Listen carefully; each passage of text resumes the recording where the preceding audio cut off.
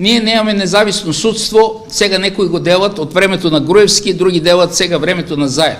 Видите, ние независно судство нямаме за жал. Още от почетокот, от осамостојувањето на Република Македонија.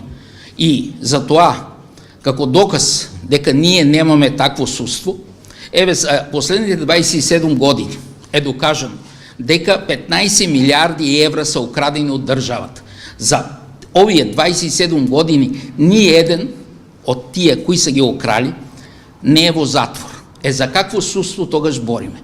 Така што судството не е станало такво политизирано во времето на Груевски или сега на времето на Заев. Тоа става уште по циркузанско, уште по-смешно, но проблемот е дека ние 27 години немаме независно судство. Така што ништо не може да очекуваме, нито со присудата во понеделник, нито со вчерашната присуда, знаете, за 9 години, нито па денешната присуда. Тоа е се, за жал, политичките, тука са политички процеси, не са судски процеси.